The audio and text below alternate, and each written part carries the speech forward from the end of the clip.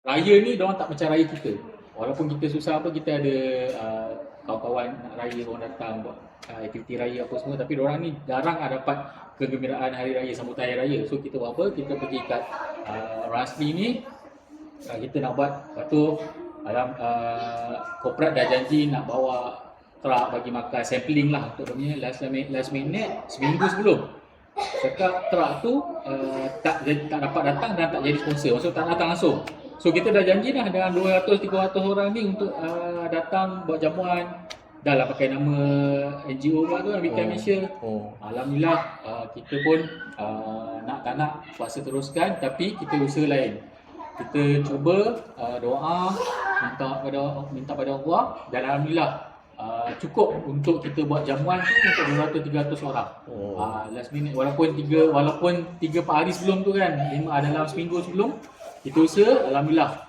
Orang kata itulah, kalau nak buat baik, niat yang penting. Niat kita nak gembirakan anak-anak Wasli ni, nak raya sama-sama dengan mereka. Dan ada banyak aktiviti yang ada tu, salah satunya, tapi yang main dia sebenarnya kita nak buat jamuan makan lah. Kita nak rayakan anak-anak Wasli ni. Alhamdulillah tercapai. Dan ramai juga yang bagi sumbangan makanan, kuih apa semua, benda itulah. Dan satu lagi, daripada segi orang kata kewangan tu, memang kita dah rancang macam-macam, tapi kadang ada yang kita punya bajet tak sampai target, terpaksa kurangkan. Tapi sebenarnya walau kita kurang apa pun, sebenarnya target kita satu je. Kita nak penerima-penerima kita, penyumbang-penyumbang kita gembira. Maksudnya dorang puas hati dapat apa yang dia dapat lah.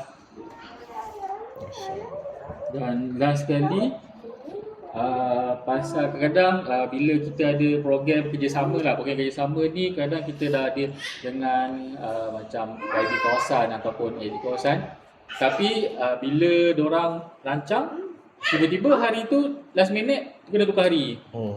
Ada pernah sekali kita tukar hari. Maksudnya contoh nak buat Jahat, tiba-tiba kerjasama ni ada bukan sponsor sikit lah, dia minta tukar hari Sabtu. So kita dah rancang Ahad ni ramai yang boleh available apa semua, tapi bila hari Sabtu dah jadi masalah gitu. Dan paling cabaran buat masa ni yang common ialah Sukirawan. Sukirawan ni sebab apa tau, bila dia janji, kita dah buka list dalam 10 orang, tiba-tiba hari kejadian 1-2 orang tak datang. So kita dah short 8 orang. Tapi ramai yang nak kata sumbangkan tenaga. So dah rugi kat situ lah. So diorang tak dapat. Tapi kalau yang kecemasan tu kita faham lah. Cuma last minute ni tu yang kita tak ni lah. Tapi alhamdulillah sebenarnya kalau ikutkan cabaran tu tak banyak sangat. Sebab kita minat benda ni. So apa-apa yang kita lalui, maksudnya apa yang datang, di tangan datang, kita cuba hadapi dan cuba selesaikan. Sebab kalau nak ikutkan pasal orang kata ni, sebab kerja fikir pun dah banyak dah selesaikan aduan-aduan yang agak kritikal.